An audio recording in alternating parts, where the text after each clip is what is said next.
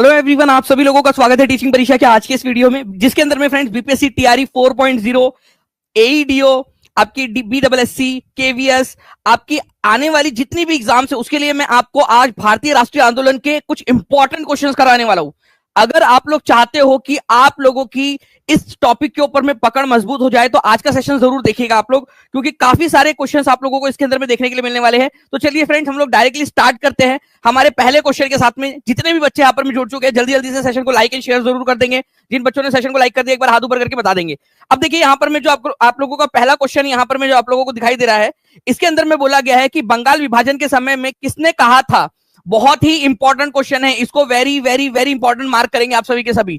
67वीं BPSC का question है कि बिहार विभाजन के विषय में किसने कहा था कि विभाजन हमारे ऊपर बम की तरह गिरा है। चलिए, अगर मैं आप लोगों से कहूं कि मैं आप लोगों को चलिए हिंट भी देता चलता हूं कि जो किसने जो है उन्होंने अपनी आत्मकथा में कहा था, ठीक है, अ नेशन इन मेकिंग, ठीक है। तो ये आप ये बता सकते हो कि किसका कथन है ये।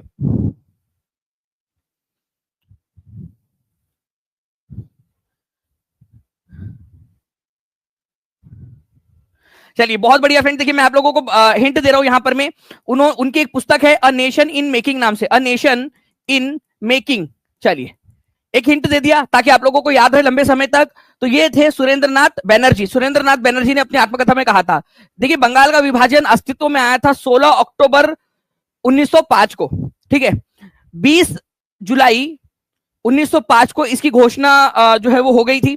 एक मैप जारी किया गया था कि इसका बंटवारा किस तरीके से होगा। और जब ये बंगाल का विभाजन की घोषणा हुई तो उसको इन्होंने कहा था कि विभाजन हमारे ऊपर बम की तरह गिरा। किसने? सुरेंद्रनाथ बनर्जी ने कहा था। सभी लोग इस चीज को याद रखेंगे फ्रेंड्स, बहुत ही इंपॉर्टेंट वाला क्वेश्चन है आप लोगों के लिए। ओके, चलिए नेक्स्ट क्वेश्चन की तरफ में हम लोग आगे बढ़ते हैं। जितने भी बच्चे देख रहे हैं जल्दी जल्दी से यहाँ पर मैं मुझे हर बच्चे का कमेंट के अंदर में आंसर चाहिए। अगर आप चाहते हो कि ऐसे ही बहुत सारे क्वेश्चन आपको करवाता रहूं, मुझे बताइए 16 अक्टूबर को जो है वो कौन से दिन के रूप में मनाया गया था। एक बार जल्दी से आप लोग फास्ट फॉरवर्ड रिवीजन के रूप में बताते रहेंगे।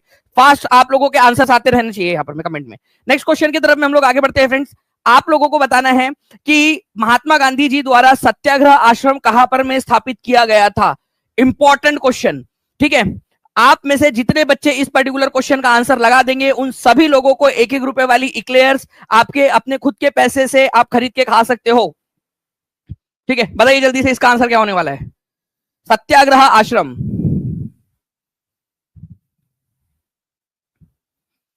बहुत ही बढ़िया, आप लोगों के आंसर्स जो है फ्रेंड्स कंटिन्यूअसली यहां पर में आते जा रहे हैं। ओके, तो आंसर यहां पर में आप लोगों का क्या हो जाएगा, देख लेते हैं पोल के अंदर में भी कितने लोगों ने आंसर किया हुआ है, ठीक है। तो इस पर्टिकुलर क्वेश्चन का आंसर किया है 87% लोगों ने, 87% लोगों ने इसका आंसर किया हुआ है ए, ठीक है। मैं 10 सेकंड और वेट कर लेता हूं, देख लेता हूं कि कितना आंसर आप लोग यहां पर में करते हो। कमेंट के अंदर में भी करते जाएंगे हर कोई बच्चा जल्दी जल्दी से। 87% बच्चों ने आंसर किया हुआ है ए, ठीक है। उसके बाद में 391, ठीक है। डी आंसर किया है 1% लोगों ने। अब ध्यान से देखिएगा आप लोग फ्रेंड्स, एक चीज मैं आप लोगों को बता देता हूं। महात्मा गांधी जी ने 1915 के अंदर में, ठीक है, 1915 में जब महात्मा गांधी भारत आए तो उस समय में उन्होंने, ठीक है, सत्याग्रह आश्रम की स्थापना अहमदाबाद जो शहर है उसके पास में ही, ठीक है, कोचरब नाम की जगह है वहां पर में की थी। कोचरब नाम की जगह के ऊपर में, ये याद रखना है आप लोगों ने। मैं टू बी स्पेसिफिक अगर बात करूं तो 25 मई 1915 की बात है ये, ठीक है। टू बी स्पेसिफिक 25 मई, ठीक है, 1915 को ये इन्होंने यहां पर में स्थापित किया था। ये आप लोगों ने याद रखना है, इंपॉर्टेंट है, ठीक है। उनके एक मित्र थे, ठीक है, जीवनलाल देसाई उनका नाम था, ठीक है। उनका बेसिकली एक जगह थी, उनका प्रीमाइसिस था ये, जीवनलाल देसाई, जीवनलाल देसाई उनकी जगह थी। उनसे उन्होंने किराए पे लिया इसको और यहां पर में सत्याग्रह आश्रम बनाया था। बाद में जो है फ्रेंड्स 1917 में उन्होंने सत्याग्रह आश्रम को शिफ्ट कर दिया था साबरमती आश्रम में, ठीक है। साबरमती नाम की जगह पे, साबरमती नदी के पास में साबरमती आश्रम इन्होंने बनाया था, ठीक है। तो ये एक इंपॉर्टेंट पॉइंट है आप लोगों का। तो अहमदाबाद के पास में कोचरब नाम की जो जगह है वहां पर में किया था। 1% लोगों ने, जब तक मैंने इसको बताया नहीं था तब तक केवल 1% लोगों ने आंसर किया था, ठीक है। तो ये 1% लोग, कोई इश्यू नहीं। आप बाकी के जितने भी 99% लोग हैं, मैं आप लोगों से कह रहा हूं आप लोग यहां सीखने ही आए हो और सीख के ही आगे बढ़ोगे। आप देखिएगा, हो सकता है कि यहां पर में आप सब लोग एग्जाम के अंदर में जब ये क्वेश्चन आए तो आप परफेक्ट आंसर लगा के आ सको। एक बार लिख देंगे, हर कोई बच्चा जल्दी से लिख देगा यहां पर में, सत्याग्रह आश्रम कौन से साल में गांधी जी ने कहां पर में स्थापित किया था, किससे उन्होंने उधार ली थी ये जगह, जल्दी बताएंगे आप सभी के सभी। अगर ये लगा सकते हो जल्दी से तो मैं इस तरीके से जो है हाई लेवल क्वेश्चन आप लोगों को और करवाता हूं। मुझे आप लोगों से चाहिए 952 लाइक्स हो चुके हैं यहाँ पर में, 956 हो चुके, 4 लाइक्स दूर है हम लोग यहाँ पर 1000 लाइक से। जल्दी जल्दी से सेशन को लाइक भी करते रहेंगे आप लोग। ओके चलिए, तो आप लोगों ने यहां पर मैं आंसर कर दिया है फ्रेंड्स। इसका आंसर आप लोगों का हो जाएगा ऑप्शन नंबर, ठीक है, डी इसका आंसर होने वाला है क्वेश्चन के अंदर में। तो D is the correct answer. Now next question की तरफ में आगे बढ़ने से पहले फ्रेंड्स एक चीज आपको बताना चाहता हूं, आगे में काम आएंगी ये चीज। साबरमती आश्रम यहां पर में सत्याग्रह आश्रम जो है, सत्याग्रह आश्रम का एक गांधी जी चाहते थे कि इसका एक और आश्रम जो है इस नाम से बनाया जाए। उन्होंने अपने सबसे प्यारे शिष्य, ठीक है, विनोबा भावे से कहा कि विनोबा एक सत्याग्रह आश्रम खोलना है, ठीक है, ये भारत के थोड़ा मध्य वाले इलाके में होना चाहिए, तो आसपास में कहीं पे बनाओ, मध्य भारत के आसपास में कहीं पे भी इसको। तो वर्धा जिले के अंदर में, ठीक है, वर्धा जो है ये जो जिला है यहां पर में, ठीक है, एक सत्याग्रह आश्रम नाम से, ठीक है, 1921 के अंदर में आश्रम की स्थापना की थी विनोबा भावे ने। तो वर्धा में सत्याग्रह आश्रम किसने बनाया था? अगर ये क्वेश्चन आ जाए तो आंसर क्या होगा आपका? विनोबा भावे 1921 में। क्या ये आप लोगों को याद रहेगा? क्या इसके ऊपर में क्वेश्चन पूछा जाए? अभी थोड़ी देर में क्वेश्चन आएगा इसके ऊपर में आप लोगों के ऊपर, आप लोगों के लिए। विनोबा भावे ने ही, ठीक है, वर्धा में ही एक आश्रम बनाया था 1934 के अंदर में, ठीक है, जिसका नाम उन्होंने रखा था पावनार आश्रम, ठीक है, प्रमोधन आश्रम भी इसको बोलते थे, और पावनार नाम की जगह पे था तो पावनार आश्रम भी बोल दिया जाता था। फिर बाद में 1936 में गांधी जी ने यहां पर में सेवाग्राम आश्रम बनाया था, सेवाग्राम, ठीक है, सेवाग्राम के अंदर में सेवाग्राम आश्रम जो है गांधी जी का, ठीक है, गांधी जी ने भी स्थापित किया था आश्रम। चलिए, गांधी जी ने 1936 में एक और आश्रम फिर बनाया था। ये तो ये 3 अलग अलग आश्रम है, ये याद रखना है आप लोगों ने वर्धा के अंदर में। आगे मैं आप लोगों को इसको और ज्यादा बेहतर तरीके से बताता चलूंगा। गांधी जी का जो उद्देश्य था सत्याग्रह आश्रम को साबरमती में शिफ्ट करने के लिए, क्योंकि जगह ज्यादा चाहिए थी, उनको बड़ी जगह चाहिए थी ताकि वही आश्रम में ही कृषि की जा सके, पशुपालन किया जा सके, ठीक है, कताई वगैरह का जो काम है, सूत कताई का काम, वो सारा किया जा सके वही के वही। अब ये देखिए बिहार जूनियर जो है इसके अंदर जीएस के अंदर में क्वेश्चन आया है आपका, जल्दी इसका आंसर बताएंगे आप लोग। एंड कांग्रेचुलेशंस फ्रेंड्स, 1000 लाइक्स आपके कंप्लीट हो चुके थे। इधर मेरा ध्यान भी नहीं था, आप लोग इधर पढ़ाते समय देखने का इधर में, तो 1000 क्या 1100 लाइक्स आप लोगों ने कर दिए। बहुत बहुत शुक्रिया आप सभी का। जिन बच्चों ने चैनल को सब्सक्राइब नहीं किया है, चैनल को सब्सक्राइब जरूर कर लेंगे, और जहां भी शेयर कर सकते हो शेयर जरूर कर देना आप सभी लोगों ने।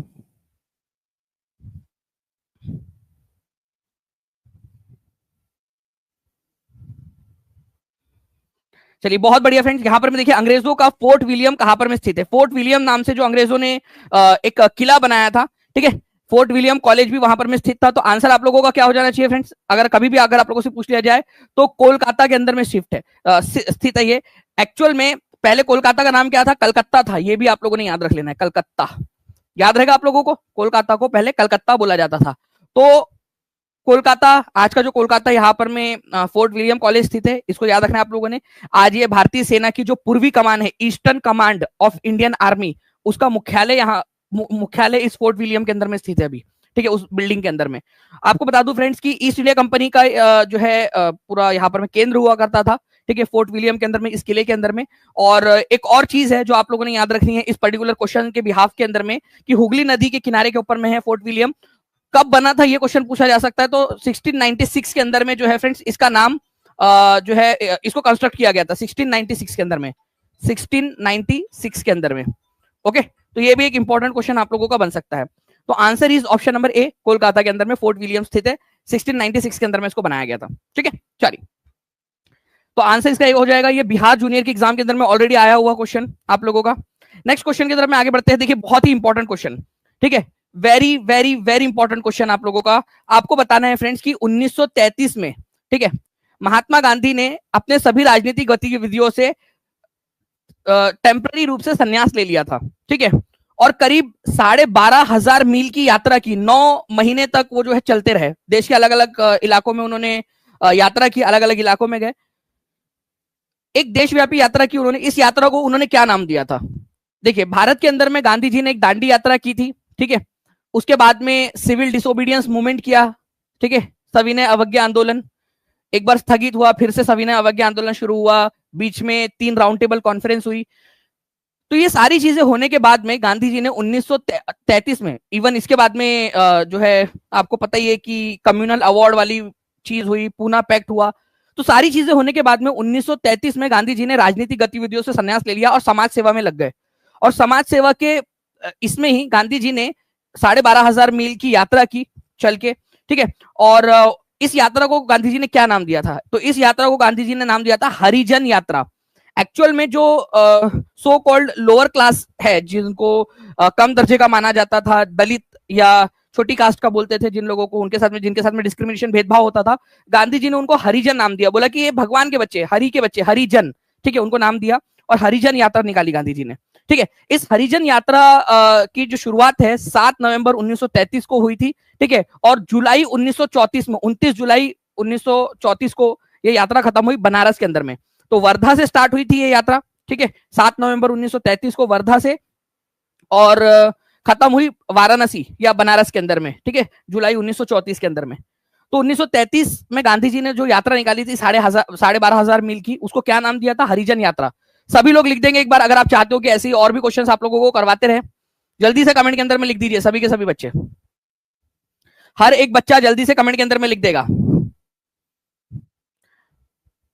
और जितने भी बच्चे देख रहे हैं, अगर आप रिवीजन भी करोगे बाद में, तो लेक्चर सेशन को देखते हुए या बाद में देख रहे हो, तो कमेंट के अंदर में लिखते रहना है जो जो पॉइंट बता रहा हूं, तभी जाकर आप आगे बढ़ पाओगे, ठीक है। चलिए, बहुत बढ़िया फ्रेंड्स, आगे बढ़े हम लोग यहाँ पर में नेक्स्ट क्वेश्चन की तरफ में हमारे, ठीक है। निम्नलिखित किलों में से ब्रिटिश ने सबसे पहले किसका निर्माण किया था? अब ये भी एक क्वेश्चन बन सकता है, भारत के अंदर में ब्रिटिशर्स का पहला किला कौन सा था?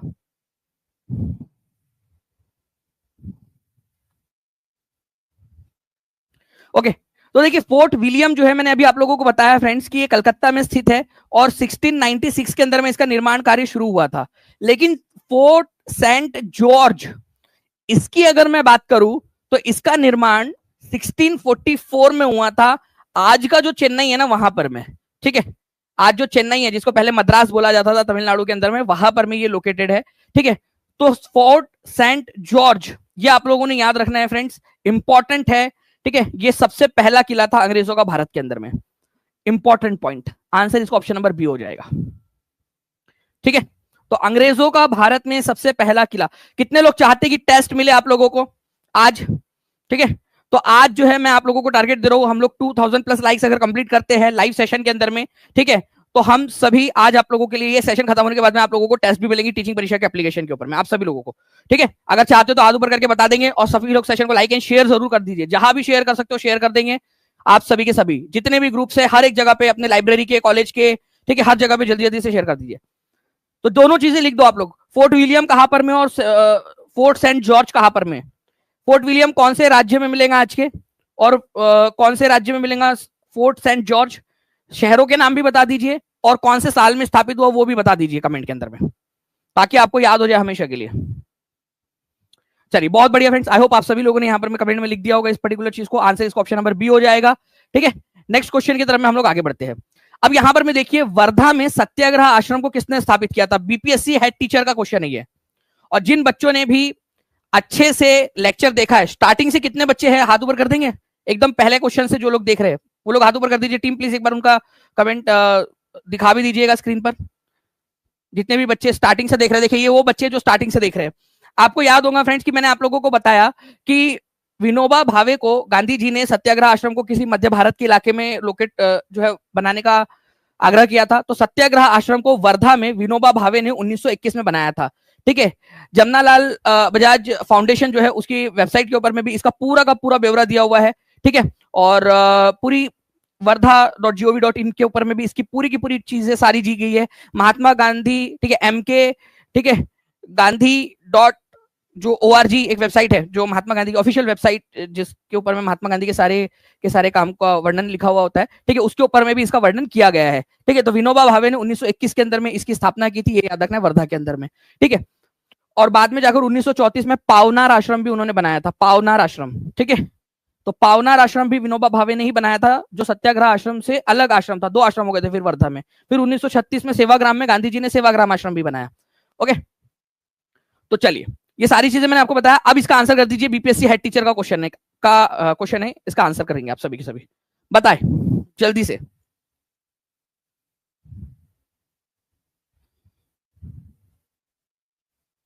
बहुत बढ़िया फ्रेंड्स, आप लोगों के आंसर यहां पर में आ गए हैं। विनोबा भावे इसका आंसर हो जाएगा। ठीक है, 1921 के अंदर में सत्याग्रह आश्रम की इन्होंने स्थापना की थी। ठीक है, चलिए नेक्स्ट क्वेश्चन की तरफ में हम लोग आगे बढ़ते हैं और इसको पूरा अच्छे से डिटेल के अंदर में यहाँ पर में देखेंगे। पावनार आश्रम की स्थापना, जिसको प्रबंधम आश्रम भी बोला जाता है, ठीक है, 1934 के अंदर में विनोबा भावे ने की थी। ओके, तो ये सारी चीजें भी है जो मैंने आप लोगों को ऑलरेडी बता दिया है।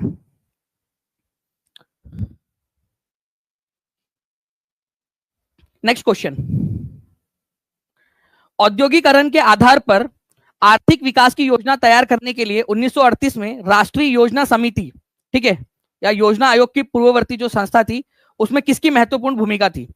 अब यहां पर मैं आप लोग ध्यान से समझिएगा फ्रेंड्स, ठीक है, औद्योगिकरण के आधार पर आर्थिक विकास की योजना तैयार करने के लिए 1938 में 1938, ये ईयर अगर थोड़ा सा भी अगर आपको याद आ जाए, ये ईयर में क्या क्या था, कौन कौन सी चीजें हुई थी इस समय काल के अंदर में, तो आप बहुत ही आसानी से इसका आंसर लगा पाओगे।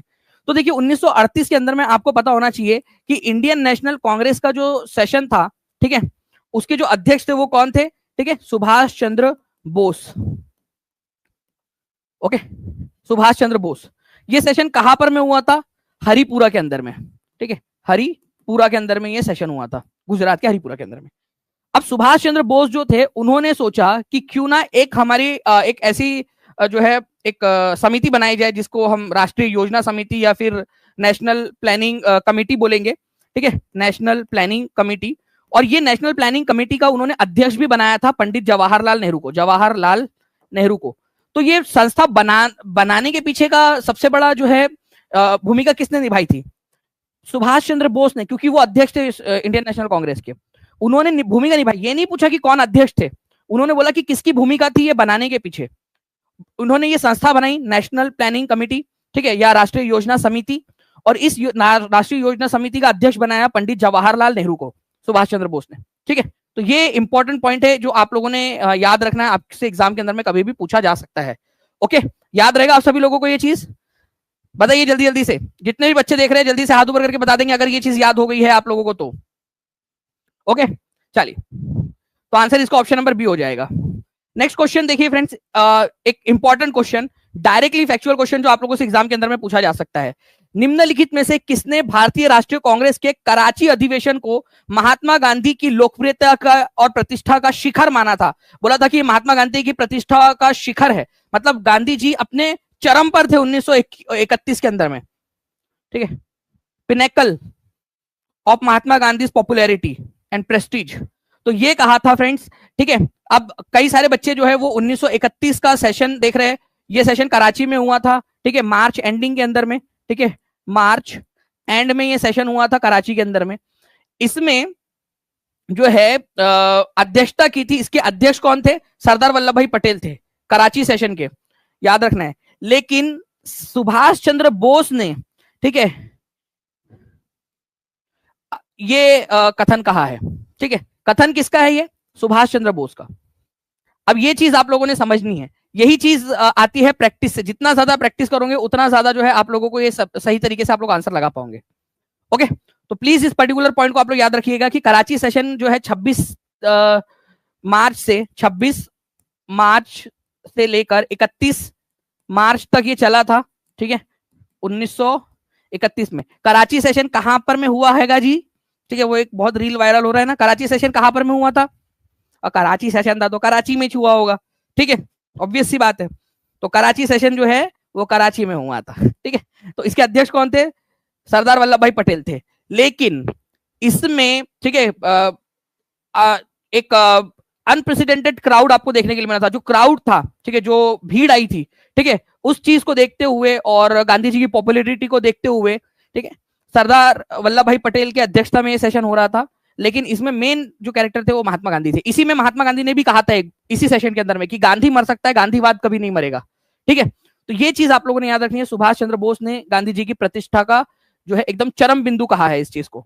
ओके, तो ये जो कथन है ये आप लोगों को द इंडियन स्ट्रगल नाम से एक पुस्तक है सुभाष चंद्र बोस की, the Indian struggle, the Indian struggle किसकी पुस्तक है?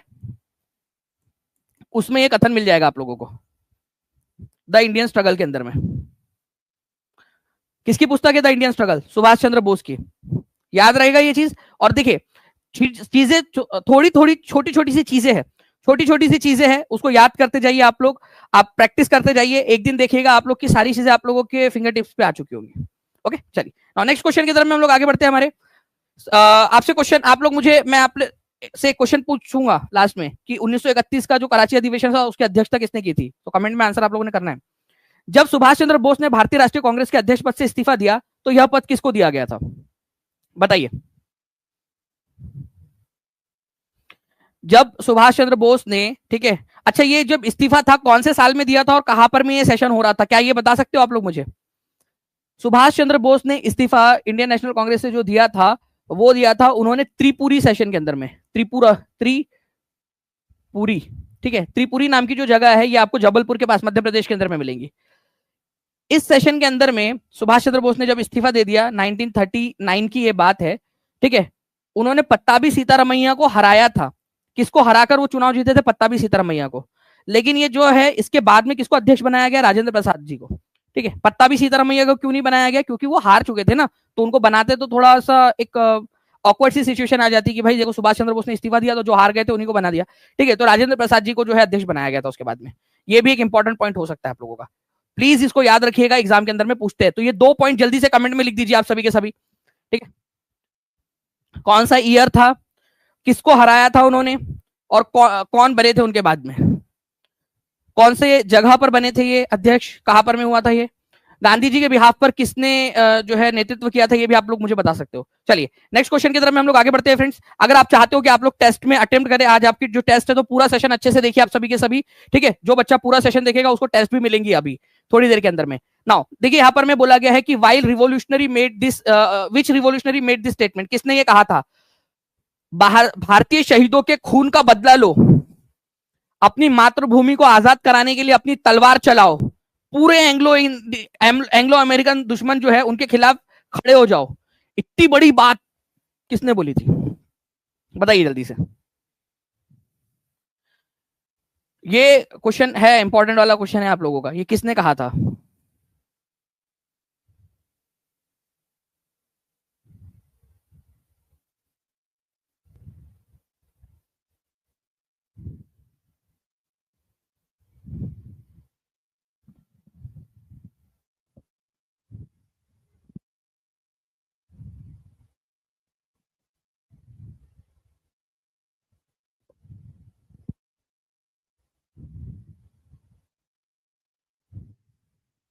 चलिए नाउ देखिए फ्रेंड्स, यहां पर में क्या हुआ कि ऑल इंडिया कांग्रेस कमेटी जो है इसके खिलाफ पूरे देश के अंदर में इन्होंने कहा, सुभाष चंद्र बोस ने, कि हम जो है क्या करेंगे, विरोध प्रदर्शन करेंगे पूरे भारत के अंदर में ऑल इंडिया कांग्रेस कमेटी के खिलाफ।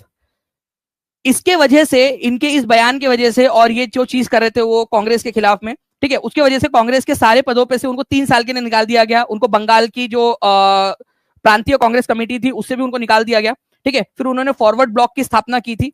ठीक है, जब उनको कांग्रेस से निकाल दिया गया तो भारतीय शहीदों के खून का बदला लो, अपनी मातृभूमि को आजाद कराने के लिए अपनी तलवार चलाओ, पूरे एंग्लो अमेरिकन दुश्मन के खिलाफ खड़े हो जाओ, ये कहा था सुभाष चंद्र बोस ने। ठीक है, फॉरवर्ड ब्लॉक की स्थापना के समय में, ठीक है, फॉरवर्ड ब्लॉक की स्थापना के समय में सुभाष चंद्र बोस ने। ओके, तो ये भी पॉइंट है जो आप लोगों ने याद रखना है, इंपॉर्टेंट है, एग्जाम में पूछा जा सकता है आप लोगों से। चलिए नेक्स्ट क्वेश्चन की तरफ में हम लोग आगे बढ़ते हैं फ्रेंड्स, बी इसका आंसर हो जाएगा आप लोगों का। नेक्स्ट क्वेश्चन, 1945 में ब्लैंक सरकार सत्ता में आई ब्रिटेन के अंदर में, कौन सी पार्टी की सरकार जो सत्ता में आई थी ब्रिटेन के अंदर में, ये बता देंगे मुझे आप लोग। 1945 के अंदर में कौन सी सरकार सत्ता में आई थी, कौन सी पार्टी की सरकार थी जो सत्ता में आई थी?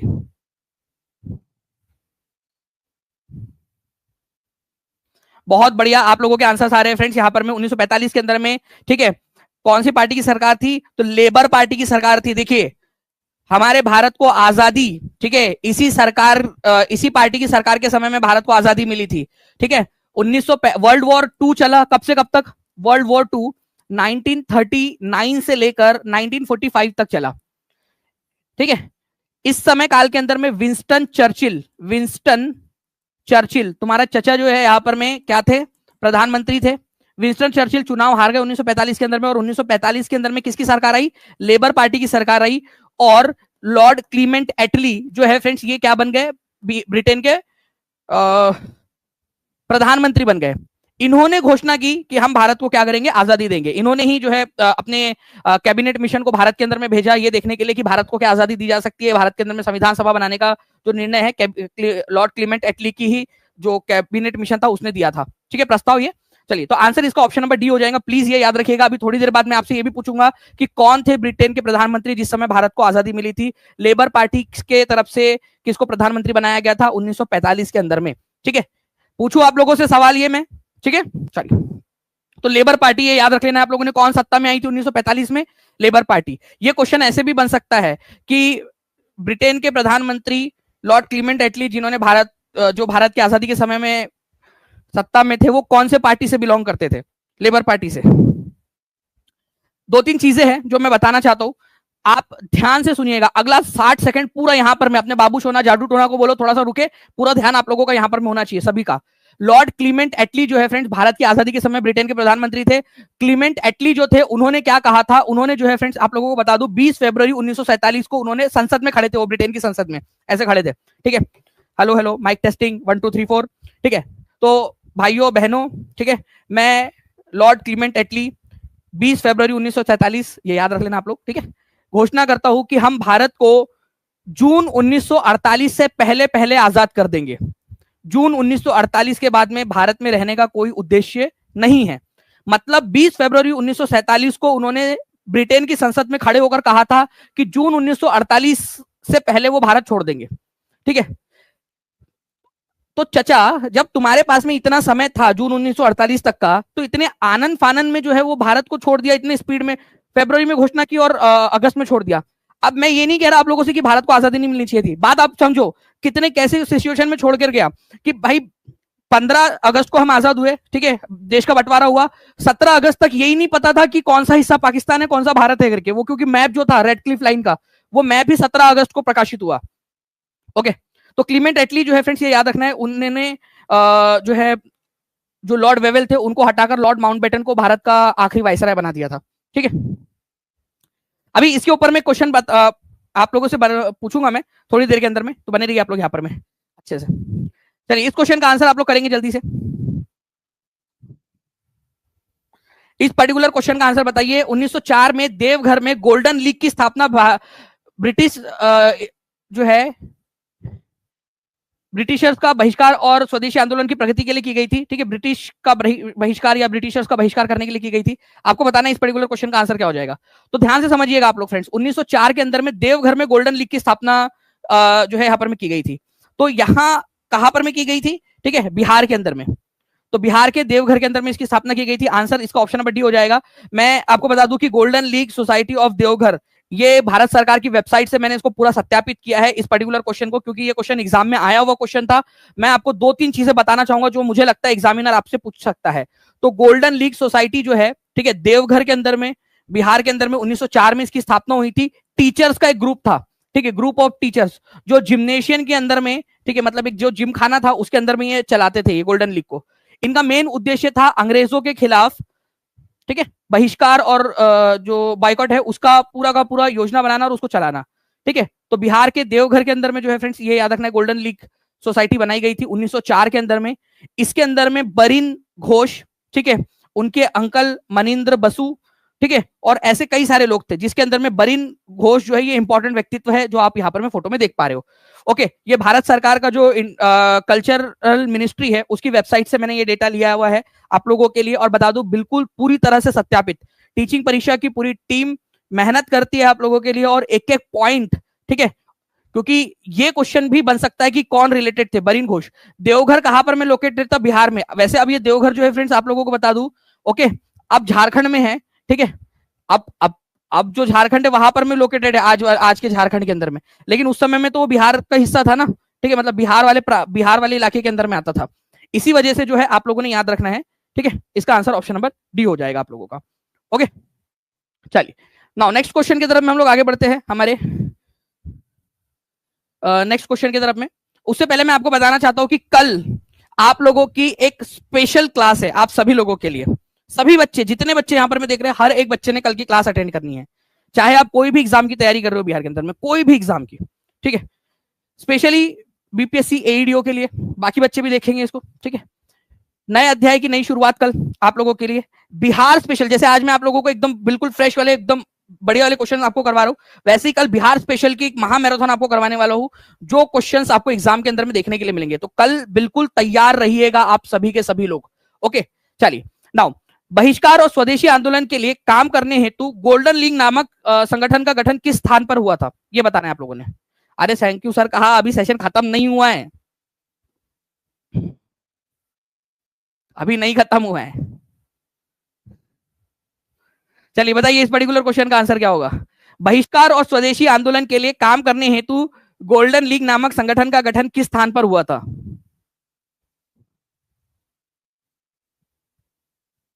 तो देवघर के अंदर में हुआ था। Very good. अब ध्यान से समझिएगा आप लोग, टीचिंग परीक्षा का पावर, ये क्वेश्चन आप लोग देखिए, 66वीं बीपीएससी के अंदर में आया हुआ क्वेश्चन है आपका, ठीक है। आपने आंसर कर दिया, इसका एक्सप्लेनेशन देखा, हमने वो क्वेश्चन भी ढूंढ निकाला जो सीडीपीओ के अंदर में पूछा गया था आप लोगों से, ताकि आपकी प्रिपरेशन हो जाए। तो जो बच्चा टीचिंग परीक्षा के सभी सेशंस को अच्छे से देखेगा वो आगे बढ़ेगा। मैं इसीलिए कह रहा हूं आपसे कि आपका जो पूरा का पूरा कंटेंट हमने डिजाइन किया है वो इसी हिसाब से डिजाइन किया हुआ है आपको आगे बढ़ाने के लिए। ओके, अब एक और चीज है कि आपके लिए हम जो है ना कुछ टेक्नोलॉजिकल चीजें भी लेकर आ रहे हैं, इंक्लूड कर रहे हैं आप लोगों के पेड क्लास के अंदर में, जिसमें टेक्नोलॉजी के माध्यम से आप लोग जो है सारी की सारी चीजें कर पाओगे। इवन जो आपकी वाईटी की क्लासेस होती है, ठीक है, उसको भी आपको पेड क्लास के अंदर में हम कैसे इंटीग्रेट कर सकते हो, उसकी टेस्ट आप अनलिमिटेड टेस्ट दे सकते हो, उसका भी हम लोग कर रहे हैं यहाँ पर में। तो जो बच्चा जुड़ चुका होगा, जब तक हम उसको अनाउंस करेंगे तब तक उसके लिए सारी की सारी चीजें, उसको ज्यादा क्रेडिट्स उसको वहां पर में मिलेंगे, ठीक है। तो देवघर इसका आंसर हो जाएगा। मैंने बताया आप लोगों को मुख्य व्यक्ति कौन थे, एक नाम बताइए आप लोग जल्दी से। गोल्डन लीग देवघर के अंदर में स्थापित किया गया था 1904 में, बाइकॉट और स्वदेशी आंदोलन को आगे बढ़ाने के लिए। उसमें उसको स्थापित करने वाले व्यक्ति में से किसी एक का नाम जल्दी से बताइए, यहाँ देखकर, स्क्रीन पर देखकर जल्दी बताएंगे आप लोग, जल्दी से, फास्ट। और जितने भी बच्चे हैं जिन्होंने सेशन को लाइक कर दिया है उन सभी लोगों का बहुत बहुत शुक्रिया, ठीक है। जिन्होंने नहीं किया जल्दी जल्दी से सेशन को लाइक कर देंगे फ्रेंड्स, और जहां भी शेयर कर सकते हो शेयर जरूर कर दीजिएगा आप लोग, ठीक है। बहुत बढ़िया। तो बरीन घोष और उनके uncle Manindra Basu. Okay, now Bihar के किस क्षेत्र में फतेह शाही विद्रोह हुआ था। फतेह शाही विद्रोह, अब ये फतेह शाही विद्रोह जो है फ्रेंड्स भारत के अंदर में अंग्रेजों के खिलाफ जो सबसे शुरुआती विद्रोह था, ठीक है, उनमें से एक है, सबसे शुरुआती विद्रोहों में से एक फतेह शाही विद्रोह। और ये क्वेश्चन एग्जाम का क्वेश्चन है, एग्जाम में आया हुआ क्वेश्चन है ये।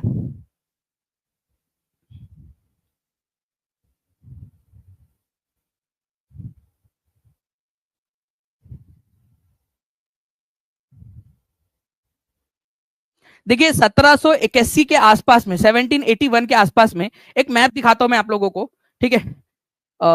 इसका एनोटेशन हटा दिया है शायद से, चलिए कोई बात नहीं, मैं फिर से बना देता हूं यहाँ पर मैं एक छोटा सा एक मैप टाइप का। ये वाला आप इलाका कंसीडर करिए, उत्तर प्रदेश का ये कुशीनगर वगैरह साइड का इलाका, और ये बिहार का ये वाला, ये जो इलाका था ना ये पूरा का पूरा, इसको आप सारण मानिए, क्योंकि ये गोपालगंज सिवान वगैरह तो बाद में बने ना जिले, ठीक है। पहले इस बड़े इलाके को सारण नाम से जाना जाता था, सारण जिले के नाम से जाना जाता था, ठीक है। तो ये जो इलाका था, इस इलाके के अंदर में, ठीक है, फतेह बहादुर शाह नाम से जो शासक थे, ठीक है, उन्होंने अंग्रेजों के खिलाफ में बगावत कर दी थी, ठीक है, क्योंकि उनसे टैक्स वसूला जा रहा था, उनके अधिकार छीने जा रहे थे अंग्रेजों के द्वारा। तो यहाँ पर में इन्होंने ये किया था। दूसरी चीज जो है फ्रेंड्स आप लोगों ने ये याद रखना है कि छापेमार युद्ध पद्धति के अंदर में बहुत ज्यादा ये लोग महारत हासिल रखते थे, छुप छुप के, नहीं है, जैसे जंगलों में, पहाड़ी इलाकों में छुपकर फिर हमला करना, उसके अंदर में भी महारत हासिल थी, ठीक है। तो फतेह बहादुर शाही, इनके नेतृत्व में ये हुआ था, इसी वजह से इसको फतेह शाही विद्रोह के नाम से जाना जाता है, सारण इलाके के अंदर में, ठीक है। अब तिरहुत का इलाका नहीं है, ये याद रखिएगा आप लोग, ओके। तिरहुत तो बड़ा पूरा इधर साइड के अंदर में हो गया आपका, ओके। तिरहुत जो कि इधर साइड के अंदर में आता है, मुजफ्फरपुर वगैरह साइड के अंदर में आप लोगों का। उसके बाद में मिथिला का क्षेत्र नहीं है इधर में, ओके, नीचे साइड में आ जाता है। तो ये सारण का जिला जो है ये आपका आंसर हो जाएगा इसमें, क्योंकि मेनली ये जो इलाका है ना पूरा, ये गोपालगंज सिवान और ये सारण वाला इलाका है मेनली, हिस्टोरिकली सारण क्षेत्र बोलते हैं इसको। फिर बाद में जिले और बढ़ाए गए, जिलों की संख्या बढ़ाई गई, अदरवाइज सारण जिला जो है ये इधर मेन, ये इस इलाके के अंदर में ये हुआ था, ठीक है, बिहार के। चलिए, आई होप आप लोगों को ये क्वेश्चन जो है समझ में आ गया होगा। मैं बार बार इसकी रिवीजन भी कराता रहूंगा ताकि आप लोगों को ये चीज याद होती रहे, कितने लोग चाहते हैं कि इसको रिवाइज करवाता रहूं मैं आप लोगों को? जल्दी जल्दी बताएंगे आप सभी के सभी, और एक बार जल्दी से जहां भी शेयर कर सकते हो जल्दी जल्दी से शेयर जरूर कर देंगे आप सभी के सभी। Okay, next. इस क्वेश्चन का आंसर मुझे हर एक बच्चे से चाहिए कमेंट के अंदर में, हर एक बच्चे से, हर एक बच्चा इसका आंसर करेगा। और जो जो चीजें याद आ रही है आप लोगों को इस पर्टिकुलर क्वेश्चन से रिलेटेड, वो भी सारी चीजें बताते जाएंगे आप सभी।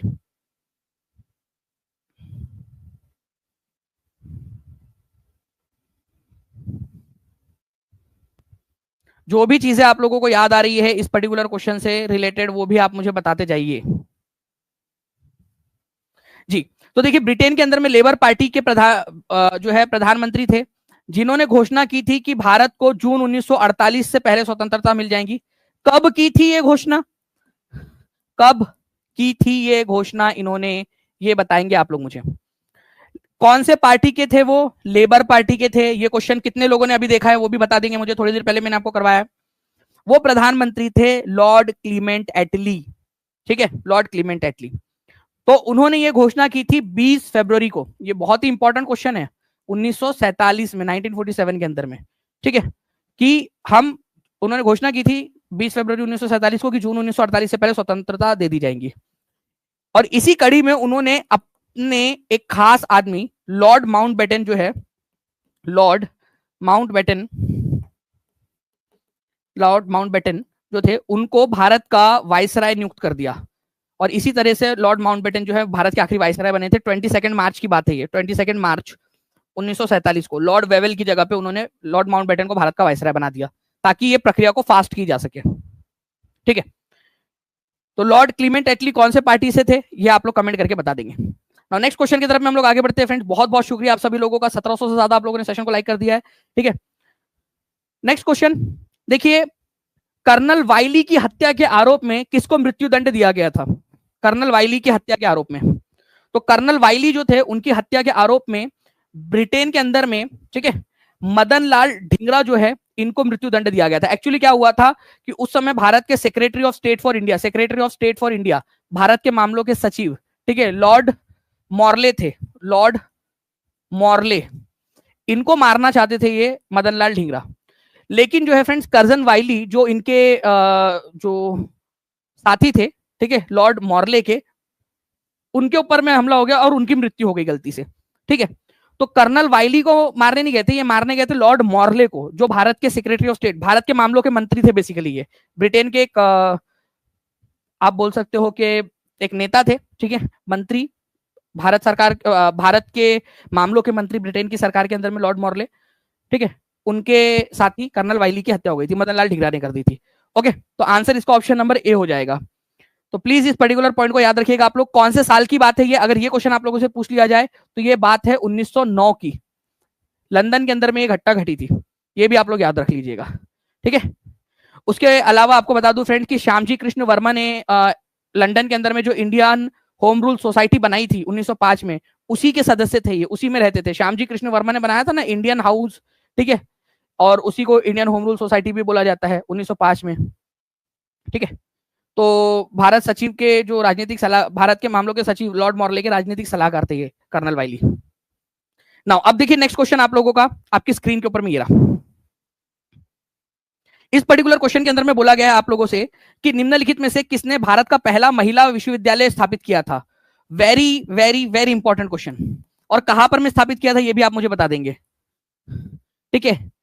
SNDT कॉलेज इसको बोला जाता है, श्रीमती नाथीबाई दामोदर ठाकरसी कॉलेज, ठीक है,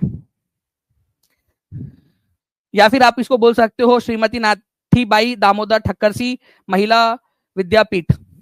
1916 के अंदर में स्थापित हुआ था ये याद रखना है आप लोगों ने, ठीक है। SNDT वुमेन्स यूनिवर्सिटी, इसको स्थापित किया था, ठीक है, धोंडो केशव कर्वे, ठीक है, महर्षि धोंडो केशव कर्वे, ठीक है, इन्होंने स्थापित किया था। ये आप लोगों को याद रखना है, बहुत ही इंपॉर्टेंट क्वेश्चन है, ठीक है। DK curve, doctor DK curve भी आप लोग इनको बोल सकते हो। बहुत ही ज्यादा इंपॉर्टेंट क्वेश्चन है ये वाला। कहां पर में स्थापित किया था ये भी क्वेश्चन अगर पूछ लिया जाए तो आप लोग क्या आंसर करोगे?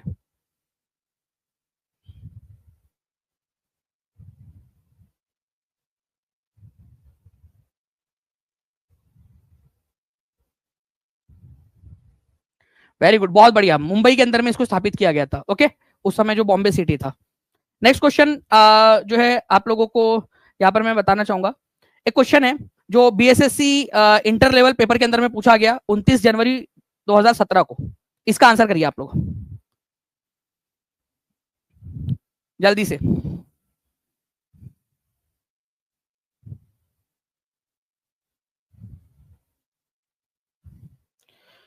बहुत बढ़िया। देखिए इंडिया आफ्टर गांधी, ये बहुत ही फेमस पुस्तक है फ्रेंड्स, ठीक है। किसने लिखी है? तो इंडिया आफ्टर गांधी, जिसको आप लोगों में से जितने भी बच्चे अगर आप लोगों ने बीए वगैरह से किया है या पढ़ाई किया आपने, ठीक है, तो आप लोगों ने इसको पढ़ा भी होगा, या फिर अगर आप ऐसे ही जनरल प्रिपरेशन भी कर रहे हो तो भी पढ़ते हैं। इंडिया आफ्टर गांधी नामक जो पुस्तक है, ये रामचंद्र गुहा जो है उन्होंने लिखी है, ठीक है। बहुत ही फेमस इतिहासकार, ठीक है, और गांधी जी के ऊपर में उन्होंने काफी कुछ लिखा है, रामचंद्र गुहा।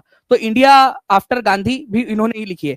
तो सी इसका आंसर हो जाएगा। ये बीएसएससी इंटर लेवल पीयूआईपी 29 जनवरी 2017 के एग्जाम के अंदर में पूछा गया क्वेश्चन, ठीक है। तो ये चीज इंपॉर्टेंट है, आप लोगों ने याद रखना है, ठीक है। चलिए, चेतन भगत, भाई चेतन भगत इंडिया आफ्टर गांधी क्यों लिखेंगे? चेतन भगत तो वो टू स्टेट्स, हाफ गर्लफ्रेंड, ठीक है, 5 पॉइंट समवन, रिवॉल्यूशन 2020, इस तरीके की जो है वो पुस्तक उन्होंने लिखी है, ठीक है। चलिए, तो रामचंद्र गुहा ने लिखा है इंडिया आफ्टर गांधी, प्लीज लिख देंगे आप लोग। तो गांधी बिफोर इंडिया, ठीक है, ये एक पुस्तक है। Gandhi the years that changed the world, ठीक है, डेमोक्रेट्स एंड डिसेंटर्स, ये पुस्तकें भी रामचंद्र गुहा की ही है, इंडिया आफ्टर गांधी के अलावा, ठीक है। तो गांधी बिफोर इंडिया मतलब इंडिया आने से पहले गांधी जी का इतिहास क्या था, ठीक है। मतलब इंडिया से पहले गांधी जी का क्या इतिहास था वो नहीं है, इंडिया तो था ही हमेशा से ही ना। गांधी इंडिया आने से पहले गांधी जी का क्या था वो इंडिया, गांधी बिफोर इंडिया में उन्होंने लिखा हुआ है, ठीक है। Gandhi the years that changed the world, Gandhi के जो साल थे जिन्होंने वर्ल्ड को चेंज कर दिया वो है। डेमोक्रेट्स एंड डिसेंटर्स, ये पुस्तक भी रामचंद्र गुहा ने लिखी है, इतिहासकार रामचंद्र गुहा ने। ओके, चलिए अब देखिए एक और क्वेश्चन। दहेज लेना बुरी बात है, ओके, लेकिन आप यहां पर में देखिए कि अंग्रेज भी इससे पीछे नहीं है, ओके। क्या हुआ, तुम्हारे चचा का लड़का था और तुम्हारे मामा की लड़की थी कैथरीन, ठीक है। कैथरीन ऑफ ब्रिगेंजा नाम था तुम्हारे मामा की लड़की का, पुर्तगाल की थी, ये पुर्तगाल के राजा की लड़की थी, ठीक है। कैथरीन ऑफ ब्रिगेंजा उनका नाम था। उसकी शादी जो है इंग्लैंड के जो राजकुमार थे, ठीक है, चार्ल्स द सेकेंड, उससे तय हुई। तो पुर्तगाल जो था उसने क्या किया, भारत में जो बॉम्बे उसके कंट्रोल में था, पुर्तगालियों के कंट्रोल में था, वो दहेज में दे दिया था चार्ल्स सेकेंड को कि लो बाबुल की दुआएं लेती जा, जा तुझको सुखी चार्ल्स टू मिले और साथ में बॉम्बे भी लेते जा, मतलब बॉम्बे इनको दे दिया था। फिर बाद में चार्ल्स द्वितीय जो थे, चार्ल्स सेकेंड, उन्होंने बॉम्बे प्रांत जो था, बोले मैं खुद जाके वहां पर मैं रहूंगा तो नहीं, तो उन्होंने 10 पाउंड, केवल 10 पाउंड, बहुत कम, ठीक है, 10 पाउंड जो है, इतने रुपए किराए पर ईयर, इतने किराए के ऊपर में जो है, कम किराए के ऊपर में ब्रिटिश ईस्ट इंडिया कंपनी को लीज पर दे दिया, ठीक है, किराए पर दे दिया था। तो जो राजकुमारी थी उसका नाम था कैथरीन ऑफ ब्रिगेंजा, ठीक है। उसकी शादी हुई थी चार्ल्स सेकेंड से, ये याद रखना है आप लोगों ने। तुम्हारे मामा की लड़की जो थी कैथरीन ऑफ ब्रिगेंजा, वो पुर्तगाल से थी। तुम्हारे चाचा का जो लड़का था चार्ल्स द सेकेंड, ये जो है ब्रिटेन का राजकुमार था, ब्रिटेन का था ये राजा, ठीक है। और दहेज में क्या मिला था, बॉम्बे मिला था। उसने कितने रुपए प्रति वर्ष की इस पे दे दिया था, ये शादी हुई थी वैसे 1661 के अंदर में, ठीक है, 1661 में शादी हुई थी। और ये ब्रिटिश ईस्ट इंडिया कंपनी को जो दे दिया था उन्होंने किराए पे में 1668 में, 1661 में शादी हुई, ठीक है। तब तक ब्रिटिशर्स ही चला रहे थे उसको, ब्रिटिश ईस्ट इंडिया कंपनी ही उसको संभाल रही थी चार्ल्स सेकंड के बिहाफ पे। अब बोला चार्ल्स सेकंड बोला कि यार मेरे बिहाफ में संभाल रहे हो, इससे अच्छा है कि तुमको ही मैं किराए पे देता हूँ ताकि ये फॉर्मेलिटीज ना रहे। तो चार्ल्स सेकंड ने 10 पाउंड पर ईयर के उस पे उसको दे दिया, ब्रिटिश ईस्ट इंडिया कंपनी को 10 पाउंड पर ईयर, ठीक है। 10 पाउंड क्या होता है जी, ठीक है, जैसे भारत के अंदर में रुपया होता है ना, बिल्कुल वैसा ही जो है वहां पर में ब्रिटेन की करेंसी जो है पाउंड है, ठीक है, ये याद रखना है आपने। वैसे आज के समय में 10 पाउंड की कीमत कितनी होगी, 1160-61 रुपए के अराउंड होंगी। 10 पाउंड 1161 रुपए आज के हिसाब से, आप समझ लीजिए 1100 रुपए के करीब आज की कीमत के हिसाब से बता रहा हूं। चलिए अब देखिए, एक व्यक्ति इसका नाम याद रखना आप, फणींद्र नाथ घोष। इसकी गवाही के वजह से ही भगत सिंह, सुखदेव और राजगुरु को फांसी हुई थी। ये फणींद्र नाथ घोष जो है सरकारी गवाह बन गया था, ठीक है, फणींद्र नाथ घोष। इसने क्या किया, भगत सिंह, सुखदेव और राजगुरु के खिलाफ जाकर गवाही दे दी कि हाँ मैंने देखा था इनको, जो है जो लाहौर कॉन्स्पिरेसी हुई थी, लाहौर के अंदर में आपको पता ही है कि साउंडर्स की हत्या हो गई थी, ठीक है, तो उसमें फणींद्र नाथ घोष ने गवाही दे दी। अब फणींद्र नाथ घोष ने गवाही दे दी जिसकी वजह से इन तीनों को फांसी हो गई, ठीक है, तो इसकी हत्या किसने कर दी थी, फणींद्र नाथ घोष की हत्या किसने कर दी, ये बताइए आप, बदला लेने के लिए कि फणींद्र नाथ घोष गद्दार, ठीक है। तो शहीद बैकुंठ शुक्ल जो है, इन्होंने जो है इसकी हत्या कर दी थी। वो बात अलग है, इनको भी पता था बैकुंठ शुक्ल को कि इनको भी फांसी हो जाएंगी, ठीक है। बाद में जो है फ्रेंड्स गया जेल के अंदर में इनको भी फांसी दे दी गई थी 1934 के अंदर में, 14 मई 1934 को। लेकिन उन्होंने बोले मैं तो मरूंगा, ठीक है, लेकिन तेरे वजह से फणींद्र नाथ घोष, ठीक है, तेरे वजह से हमारे 3 साथियों को फांसी हो गई, ओके। तो इसी वजह से फणींद्र नाथ घोष को बैकुंठ शुक्ल ने मार दिया था, ठीक है, गोली मार दी थी। वो बात अलग है कि एक व्यक्ति और है, चंद्रमा सिंह करके एक व्यक्ति थे, वो भी थे बैकुंठ शुक्ल के साथ में। तो बैकुंठ शुक्ल और चंद्रमा सिंह, ठीक है, इन दोनों ने मिलकर मारा था, बैकुंठ शुक्ल और चंद्रमा सिंह, चंद्रमा सिंह लड़की नहीं है, लड़का है ये, चंद्रमा सिंह, ओके। इन दोनों ने मिलकर मारा था, लेकिन एक्चुअल में मारा इन दोनों ने प्लानिंग की थी, लेकिन मारा था बैकुंठ शुक्ल ने, और बैकुंठ शुक्ल को ही फांसी हुई थी, चंद्रमा सिंह को फांसी नहीं हुई थी, ठीक है। तो बैकुंठ शुक्ल को फांसी हो गई थी गया जेल के अंदर में 1934 के अंदर में, इनको फांसी दे दी गई थी, ठीक है। तो फणींद्र नाथ घोष किसकी गवाही के ऊपर में भगत सिंह, सुखदेव और राजगुरु को फांसी हुई थी, फणींद्र नाथ घोष की गवाही के ऊपर में हुई थी, ठीक है। और बाद में फणींद्र नाथ घोष को किसने मार दिया था, बैकुंठ शुक्ल ने मार दिया था, ठीक है। इसी वजह से इनको हम शहीद बैकुंठ शुक्ल भी बोलते हैं। याद रहेगा कि ये चीज आप लोगों को, जल्दी से बताएंगे, याद रहेंगी ये चीज, हाथ ऊपर करके बता दो जल्दी जल्दी से। चलिए 1920 लाइक्स हो चुके हैं, बहुत पास हम लोग पहुंच चुके हैं 2000 लाइक्स के, ठीक है। तो जल्दी जल्दी से सेशन को जहां भी शेयर कर सकते हो शेयर भी करते रहेंगे आप सभी के सभी, जितने भी कॉलेज के ग्रुप्स है आपके, और कमेंट के अंदर में आंसर हर किसी बच्चे ने लगाना है, ओके। इसके ऊपर में भी अगर आप बोलोगे तो मैं एक एक्स्ट्रा क्वेश्चन आपको बता दूंगा। बाकी ये ओरिजिनल क्वेश्चन है आपका डीएससीओ का 2021 का। निम्नलिखित में से कौन सा आयोग 1857 के विद्रोह के दमन के बाद सेना के पुनर्गठन से जुड़ा है। देखिए क्या हुआ ना कि जब विद्रोह हुआ, ठीक है, 1857 का, तो इसमें एक चीज सामने आई कि भारतीय सेना जो थी, मतलब ब्रिटिश ईस्ट इंडिया कंपनी की जो सेना थी, उसमें जो भारतीय सैनिक थे, ठीक है, जो भारतीय सैनिक थे, उन लोगों ने विद्रोह किया था उत्तर भारत के अंदर में। तो इसी वजह से सेना के अंदर में पुनर्गठन करना अब जरूरी हो गया है, क्योंकि भारतीय लोगों की संख्या बहुत ज्यादा है सेना के अंदर में। तो भारतीय सेना का पुनर्गठन करने के लिए भारत में जो ब्रिटिश ईस्ट इंडिया कंपनी की सेना है उसमें सुधार करने के लिए पील कमीशन का गठन किया गया था, पील आयोग का।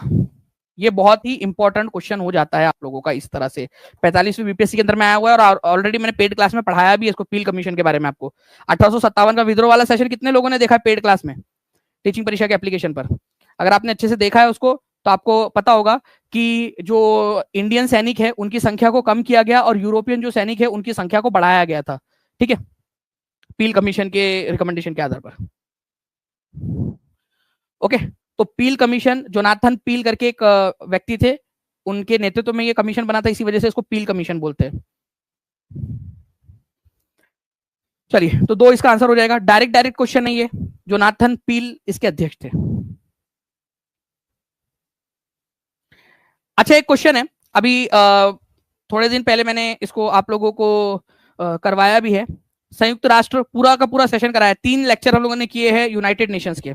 तो यूनाइटेड नेशंस के उस सेशन के अंदर में मैंने एक चीज आपको बताई थी, ठीक है। इसका अब नेशनल मूवमेंट में इसका क्या काम है मैं आपको बताता हूँ इसका, ठीक है, क्यों मैंने इसको यहाँ पर मैं जोड़ा है इस क्वेश्चन को। कौन सा देश संयुक्त राष्ट्र सुरक्षा परिषद का स्थायी सदस्य नहीं है? तो देखिए यूनाइटेड नेशंस जो है, यूनाइटेड नेशंस इसकी स्थापना हुई थी 1945 के अंदर में, टू बी स्पेसिफिक 24 अक्टूबर को, लिखते जाएंगे सभी के सभी 24 अक्टूबर को, ठीक है। 1945 के अंदर में 50 देशों ने इसके ऊपर में हस्ताक्षर किए थे, फिर बाद में एक और देश इसमें जुड़ गया था, पोलैंड, ठीक है। तो टोटल इसके संस्थापक सदस्य कितने थे? संस्थापक सदस्य थे, ठीक है, 51 कंट्रीज। क्या इसमें इंडिया था? बिल्कुल जी हाँ, इंडिया भी इसके अंदर में सिग्नेटरी था, इंडिया इसका, ठीक है, संस्थापक सदस्य था, ये मैंने पूरा बढ़ाया है आपको कि भारत की तरफ से कौन गया था इसके अंदर में शामिल होने के लिए, कौन से 2 लोग थे किन्होंने साइन किया। मैंने फोटो और आप लोगों को डायरेक्टली प्रूफ के साथ में दिखाया है। यूनाइटेड नेशन का चार्टर की वो फोटो, उनकी इमेज की फोटो भी आपको ढूंढ के दिखाई है। पूरा चार्टर मैंने पढ़ा और उसके बाद में आपको फोटो भी उसकी दिखाई मैंने आपको चार्टर के अंदर में। ओके, तो अब देखिए यहां पर में कौन से देश है, उसमें सुरक्षा परिषद भी बनाई गई थी एक। तो सुरक्षा परिषद जो है, ठीक है, यहां पर में संयुक्त राष्ट्र की सुरक्षा परिषद जिसको सिक्योरिटी काउंसिल बोला जाता है, ठीक है, सिक्योरिटी काउंसिल, इसमें 15 सदस्य होते हैं, जिसमें से 5 होते हैं परमानेंट, ठीक है, और 10 जो है वो 2-2 साल के लिए चुने जाते हैं रोटेशन पर, ठीक है। तो ये 5 कौन कौन से देश है, तो एक हो जाएगा फ्रेंड्स आपका यूएसए, ठीक है, दूसरा है यूके, तीसरा हो जाएगा फ्रांस, फ्रांस, ठीक है, चौथा रशिया, रशियन फेडरेशन, और 5वां हो जाएगा चाइना। ये 5 परमानेंट नेशन है जो परमानेंटली सिक्योरिटी काउंसिल के मेंबर है, परमानेंट। जल्दी से 5 के नाम लिखिए आप लोग। मुझे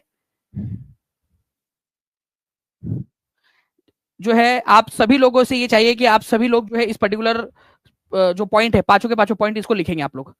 कितने साल के लिए चुने जाते हैं ये 10 देश, ये भी आपको पढ़ाया है मैंने पूरा डिटेल में, और बार बार रिवीजन कराई आपको।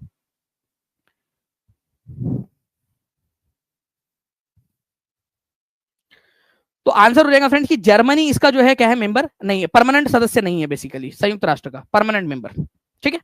ये 5 देश है, ये याद रखिएगा आप लोग। अब इसमें क्या था, मैं इसलिए बता रहा था आपको कि भारत जो है भारत में जब आजादी का आंदोलन चल रहा था, ठीक है, रिवॉल्यूशन जब चल रहा था भारत के अंदर में कि भाई भारत को आजाद किया जाए, उस समय में भी, ठीक है, जो ब्रिटिश सरकार जो थी भारत के अंदर में, वो भारत को चाह रही थी कि भारत भी अलग अलग जो जो उस समय में इंटरनेशनल ऑर्गेनाइजेशंस बन रही है उसका पार्ट बने, ठीक है। तो भारत इसका संस्थापक सदस्य यूनाइटेड नेशंस का, ये याद रखना था आप लोगों ने। ये देख सकते हो आप पेड क्लास यूनाइटेड नेशंस के अंदर में हमने सारी चीजें पढ़ी है।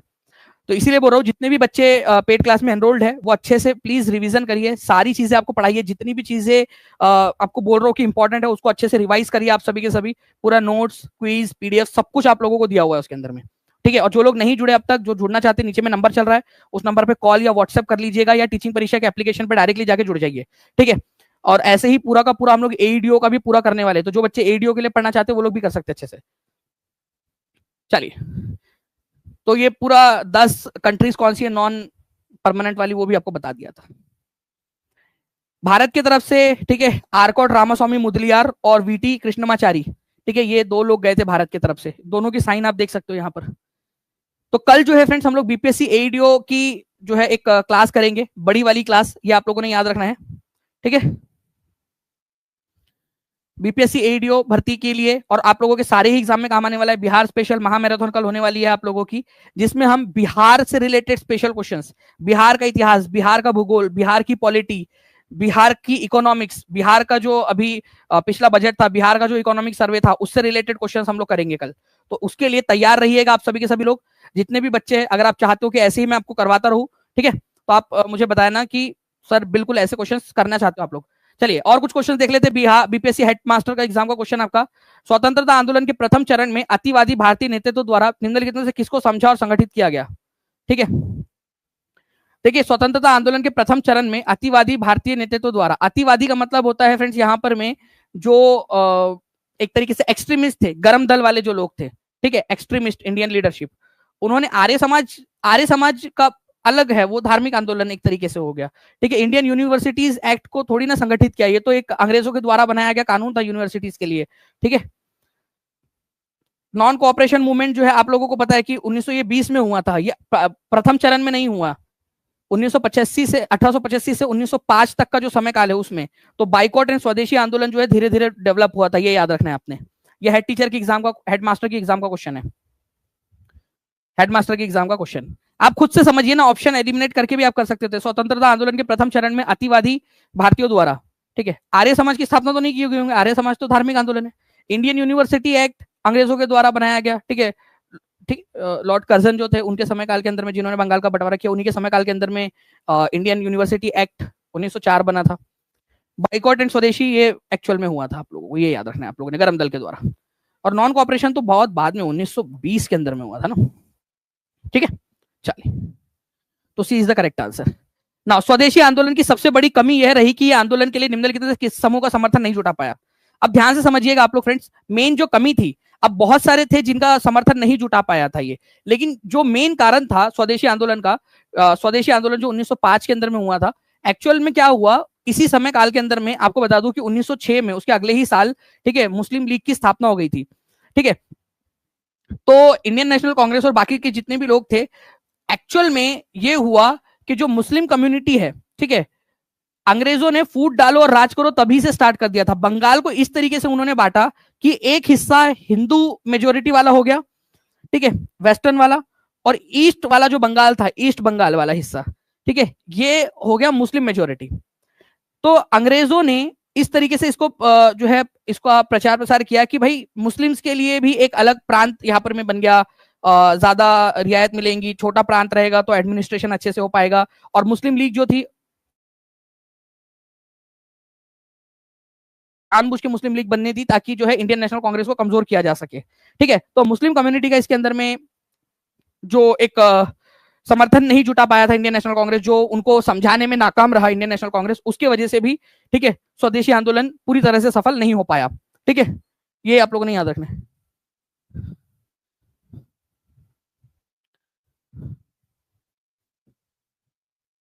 वीडियो चल रही है आई थिंक मेरी तरफ से। वीडियो क्या रुक गई है, एक बार प्लीज मुझे कंफर्म कर दीजिएगा प्लीज, क्या अभी भी बफरिंग आ रही है? ओके, चलिए, आई थिंक जो है फ्रेंड्स, यहां पर मैं आप लोगों को अभी जो इशू आ रहा है, ठीक है, तो इस क्वेश्चन का आंसर करेंगे आप लोग नेक्स्ट।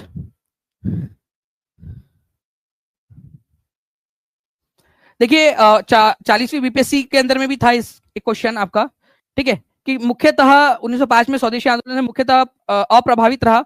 ठीक है, तो एक तो है, ठीक है, मुस्लिम कम्युनिटी का समर्थन नहीं जुटाई पाई इंडियन नेशनल कांग्रेस, और इंटेलेक्चुअल जो बुद्धिजीवी थे उनका भी समर्थन जुटाने में असफल रही थी इंडियन नेशनल कांग्रेस।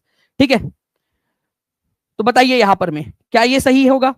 नहीं, क्योंकि इंटेलेक्चुअल्स जो थे इंडियन नेशनल कांग्रेस के अंदर में, ठीक है, क्या उनका समर्थन था या नहीं था, ये आप लोगों को बताना है।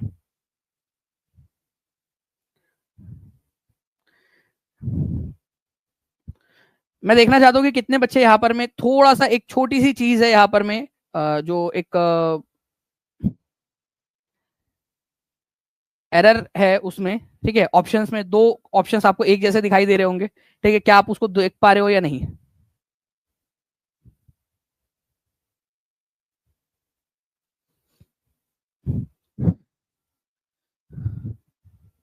जी, तो देखिए मुख्यतः, ठीक है, मुस्लिम्स और जो फार्मर्स है, ठीक है, यहां पर मैंने कर दिया उसका करेक्शन 4, क्योंकि इंटेलेक्चुअल्स जो थे फ्रेंड्स, इनका समर्थन जो है ये याद रखना है आप लोगों ने, ये था क्योंकि कांग्रेस के अंदर में इंटेलेक्चुअल्स जो थे वो कांग्रेस का ही पार्ट थे, कांग्रेस के अंदर में थे बेसिकली, तो उनका समर्थन था।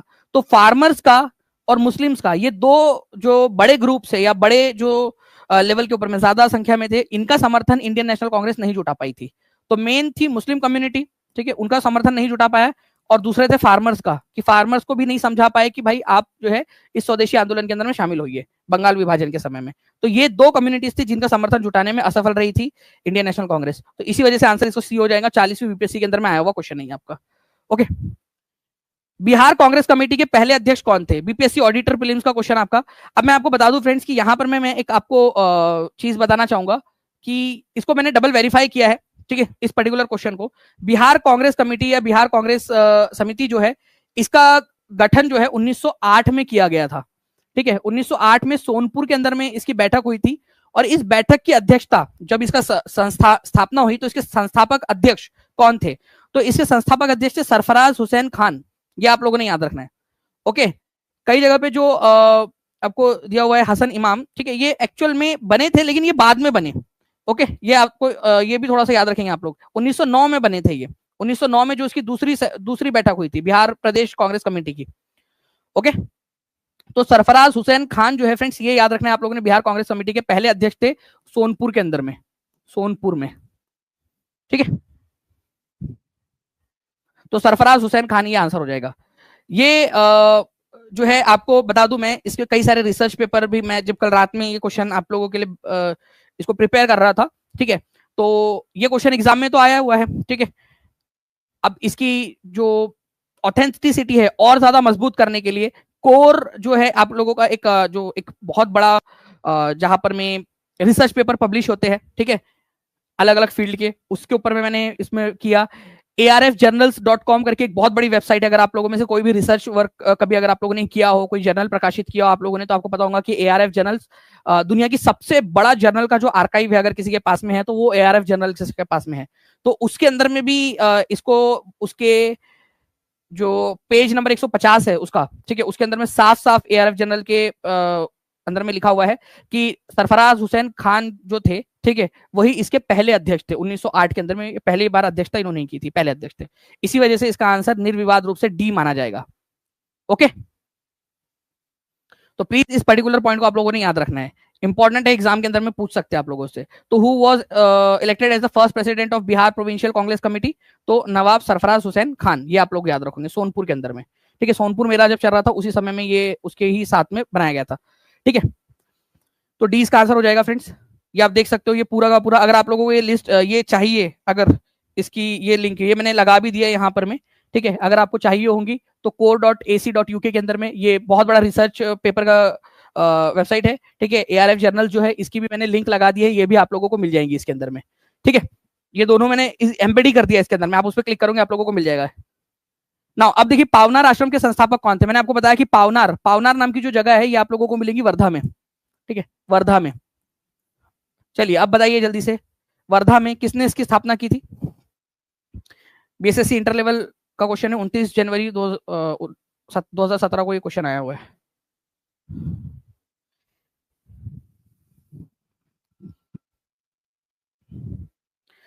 जल्दी से सेशन को लाइक एंड शेयर जरूर कर देंगे। आप लोगों के लिए टेस्ट भी है अभी, जितने भी बच्चे हैं जो टीचिंग परीक्षा का एप्लीकेशन है उसके ऊपर में जाइएगा आप लोग।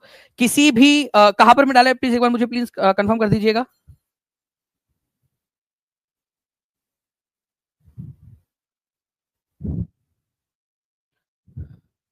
ठीक है, तो विनोबा भावे इसका आंसर हो जाएगा फ्रेंड्स, ऑप्शन नंबर सी, ठीक है।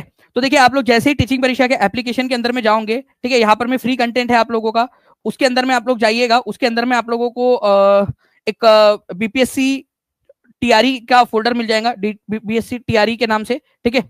उसके अंदर में आप लोगों को मिल जाएगा, या फिर आप लोग एक काम करिए, आप लोगों के जितने भी कोर्सेस है, ठीक है, जो पेड कोर्सेस है उनके फ्रंट सबसे ऊपर में डाल दीजिए, सबसे बेस्ट ये रहेगा। तो BPSC TRE 4 के अंदर में सबसे ऊपर में ही हम एक काम करते, सबसे जैसे ही आप कंटेंट में जाओगे सबसे बाहर में सबसे ऊपर में एक फोल्डर लगा देते, सबसे आसान तरीका वही हो जाएगा आप लोगों के लिए ढूंढना, ठीक है। फ्री रखेंगे, सबके लिए फ्री रहेगा, कोई भी कोर्स में चले जाइए TRE 4 के, ठीक है, उसके अंदर में सबसे ऊपर में रख देंगे आप लोगों के, ठीक है, जो एक्टिव बैचेस है उसके अंदर में रख दीजिए सबसे ऊपर में। तो विनोबा भावे, ठीक है, पावनार आश्रम के संस्थापक थे विनोबा भावे, 1934 के अंदर में इसकी स्थापना इन्होंने की थी। ओके, चलिए, जिसको इसको परम धाम आश्रम भी बोला जाता था, ठीक है, ये भी याद रखना है आप लोगों ने, परम धाम आश्रम। इस क्वेश्चन का आंसर आप लोग कमेंट के अंदर में मुझे बताएंगे जल्दी से कि इस पर्टिकुलर क्वेश्चन का आंसर क्या होने वाला है।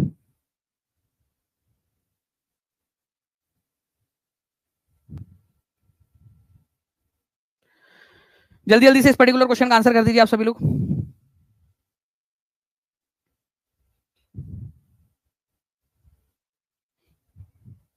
जितने भी बच्चे यहाँ पर भी देख रहे हैं, आई होप आप सभी लोगों ने चैनल को सब्सक्राइब कर लिया होगा, ठीक है, और सेशन को लाइक कर देंगे, जहां भी शेयर कर सकते हो शेयर जरूर कर देंगे। कमेंट के अंदर में जरूर बताइएगा आप लोग कि क्या आप लोग कल के लिए तैयार हो, ठीक है।